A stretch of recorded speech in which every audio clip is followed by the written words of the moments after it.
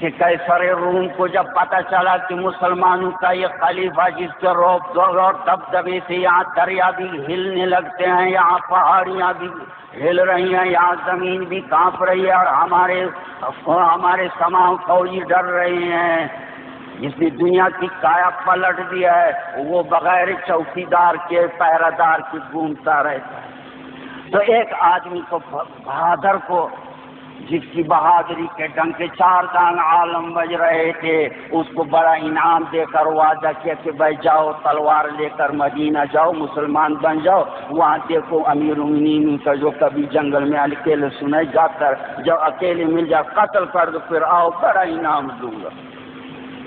وہ بڑا خوش ہو کر آ رہا ہے، بڑا انعام ملے گا، ڈر تو ہے نہیں، وہ فوجی سپاہی تو ہے نہیں۔ مدینہ منورہ پہنچے اور پوچھا کہ تمہارے امیر المومنین کدھر ہیں؟ لوگوں نے امیر المومنین کی کوٹھی کدھر ہے اور محل قصر کدھر ہے؟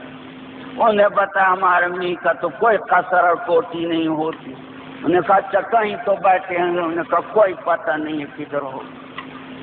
وہ حیران رہی ہے، عجیب جس سے کل دنیا کانپ رہی ہے، اس کو کوئی پتہ نہ کوٹھی ہے۔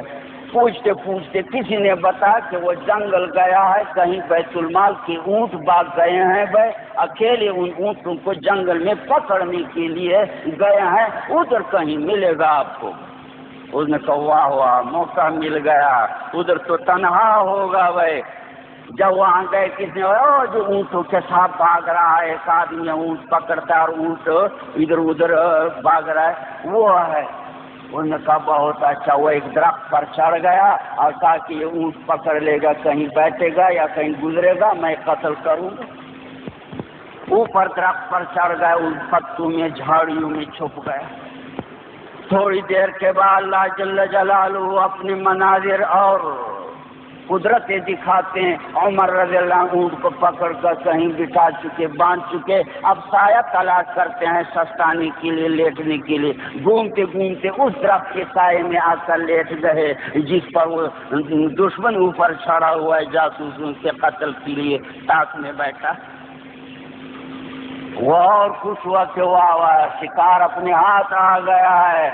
اب تیاری کرتا ہے کہ میں اتروں گا۔ تھوڑی دیر کے بعد کیا دیکھتا ہے، ابن ابی الحدید نے بھی لکھا ہے اور دیگر مورخین نے بھی لکھا ہے کہ اس رومی نے دیکھا کہ صحرا کی طرف سے ایک ببر شیر آ رہا ہے، آتے آتے درخت کے قریب ہوا۔ وہ سپاہی اور خوش ہوا کہ اچھا میں قتل نہ کروں تو شیر پاس آ جائے گا، مگر حیران رہ گیا جب شیر اس کے قریب آیا درخت کے، دیکھا کہ امیر المومنین سوئے ہوئے ہیں، تو اپنی دم ہلا ہلا کر اس کے ارد گرد چکر لگانے لگا، اور تھوڑی دیر کے بعد پھر وہیں بیٹھ کر دم ہلاتا جا رہا ہے۔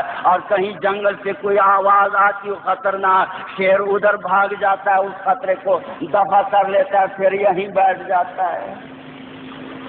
وہ حیران رہا، سمجھ گیا کہ جس امیر المومنین، جن مسلمانوں کے جس امیر کی یہ حالت اللہ کی طرف سے حفاظت کا سامان ہو، اسے کوئی قتل نہیں کر سکتا۔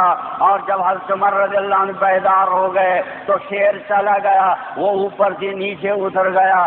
حضرت عمر رضی اللہ عنہ حیران ہے کیا بات ہے بھائی، اس کے پاؤں پر پڑا، کہا اشہد ان لا الہ الا اللہ واشہد ان محمد رسول اللہ، اور مسلمان ہو گئے۔